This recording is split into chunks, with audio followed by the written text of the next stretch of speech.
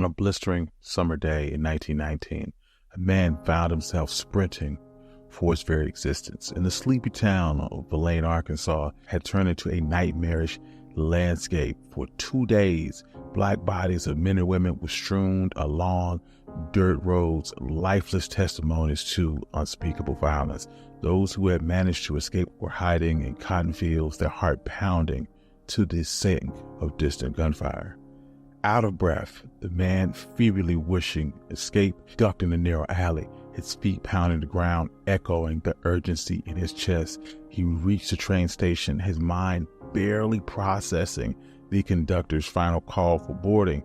With a burst of speed, he clambered above the platform, relief washing over him until the conductor's next words struck him like icicles.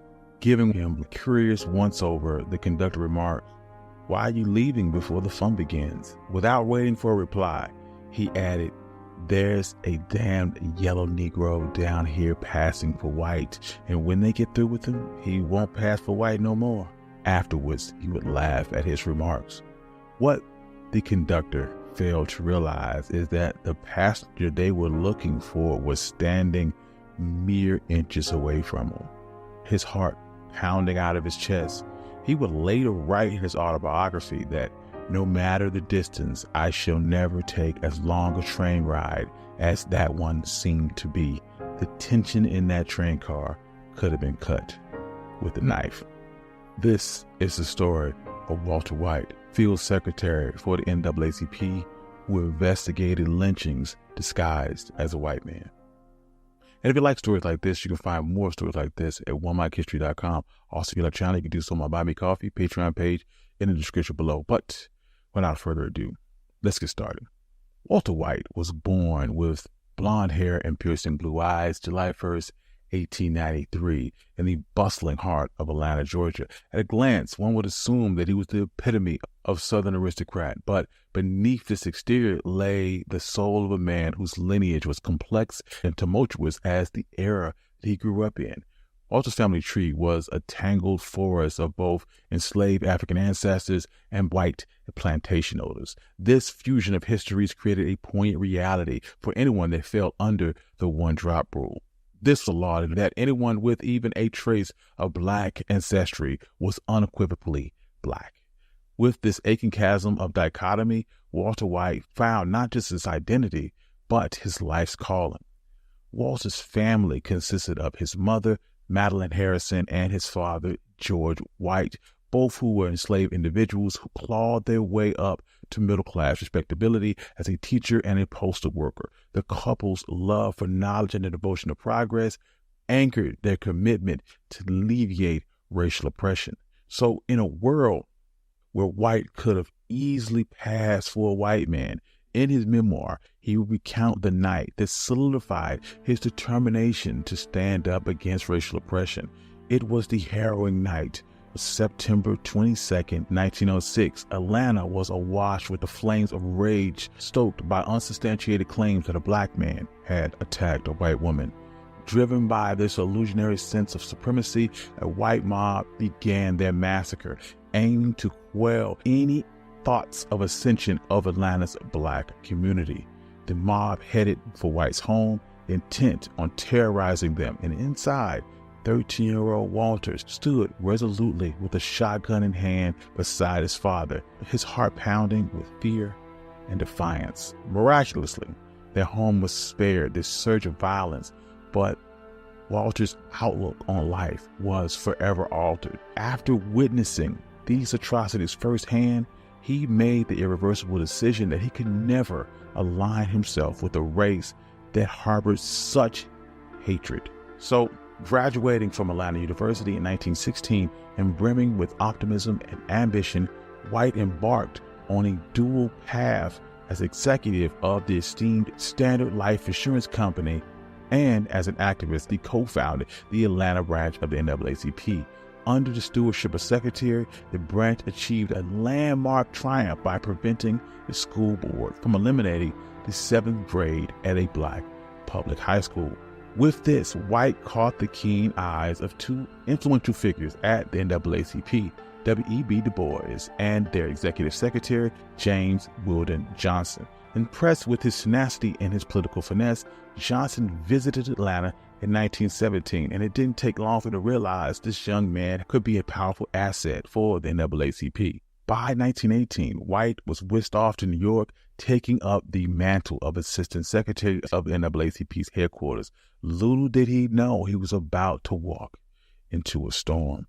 With America grappling with an alarming surge of lynchings between 1889 and 1918, the NAACP documented 3,224 brutal lynchings, with African Americans being the primary targets. No sooner than White settled into his new role than he was dispatched to Tennessee to investigate a gruesome lynching at Isdale Springs, Tennessee. The victim was a black man named Jim McElherron, who had been accused of raping a white woman, which was a very common, often unfounded accusation used to justify such brutalities. Upon arriving in Isdale Springs, White found the atmosphere was thick hostility and tension. He visited the scene of McElherron's lifeless body was hung, and the gruesome act was still evident. He interviewed locals, including supposed eyewitnesses, who either reluctantly recounted the event or vehemently justified the lynching as an act of justice. This harrowing experience deeply affected him, strengthening his resolve to combat the horrors of racial violence. Through his meticulous documentation, White investigated in Tennessee marked the beginning of his perilous yet pivotal journey for White and the NAACP. His mission was not just dangerous, it was life-threatening. But he used his fair complexion as his sword and shield as he assumed the identities of either a white salesman or a journalist to infiltrate these violent enclaves. Each investigation was like walking on a tightrope. Misjudged word or crack in the disguise could mean death. One of his earliest assignments involved probing the hanging of 10 men and the horrifying lynching of a pregnant woman. In the chilling encounter, White faked friendship with a local merchant that he had suspected was involved in the killings. Remarkably, the merchant mistaked White for a kindred spirit and began boasting about the lynchings, offering up a first-hand account of these atrocities. By October of 1919, during the height of the Red Summer, the searing heat of racial tensions boiled over in Elaine, Arkansas, where the lethal combination of a labor conflict and racial hatred erupted. White vigilantes and federal troops massacred between 100 and 237 black sharecroppers during a meeting about unionizing efforts. White was among the few who dared to uncover the grisly truths, meticulously documenting his findings. Prominent publications like Daily News, the Chicago Defender, The Nation, and the NAACP's own magazine, The Crisis. His revelations were so explosive that Arkansas's governor sought to ban the distribution of these publications, which was a testament to the power of White's investigative prowess. Amidst another lynching in Phillips County, Arkansas, while staying at a local motel, he noticed the sharp, suspicious eyes of some of the town folks lingering on him longer than usual. The town had obtained a tip about a troublesome white man who was actually black working for the NAACP. While gathering information, posing as a traveling salesman, his covert investigation almost came to a sudden end when law enforcement attempted to confront him. According to White's own accounts, he narrowly escaped after being warned by a black employee at the hotel where he was staying. The employee overheard officials discussing their suspicions of White and their plans to arrest him. That night, White fled the town under the cover of darkness, boarding the next train out of town. His colleagues in New York trembled with fear and relief in equal measure when Walt walked into the door of the NAACP's offices, very much alive. Over the next decade, White's primary role was as an undercover investigator, a master of disguise who delved into the heart of racial violence. His complexion and quick wits enabled him to coax confessions and anecdotes from those complicit in the lynchings and the riots, accounts that were later to reverberate through the NAACP's publications. His investigations spanned 41 lynchings and 8 race riots, each fraught with peril and narrow escapes. from vigilante justice. In January of 1929, the world came face to face with this audacious truth bearer. White published a searing expose in the American Mercury entitled "I Investigate Lynchings." Later that year, in his book, The Rope and delivered an authoritative but chilling analysis of lynching's insidious causes. White wasn't just documenting history, he was shaping the narrative of justice and equality in America. White was also a relentless advocate for federal anti-lynching bill legislation. During his tenure with the NAACP, White's surveys unveiled horrifying statistics such as 46 of 50 lynchings in the first half of 1919 were against Black victims. Partnering with Ida B. Wells, White unmasked the root of most racial violence, the baseless accusations that Black men were assaulting white women. But the truth was almost always deep-seated racial prejudice and economic rivalry. Amidst this turmoil, efforts led to the Dwyer anti-lynching bill in 1922. The bill would pass the House only to be thwarted by the iron grip of Southern Democrats. Despite numerous attempts in the 1930s and 1940s, legislative endeavors suffered similar disappointments. Despite these setbacks, White's attempts raised the public consciousness, and his fight, while incomplete during his own era, catalyzed future civil rights victories. History finally vindicated White's struggle in 2020 with the passage of the Emmett Till anti-lynching bill.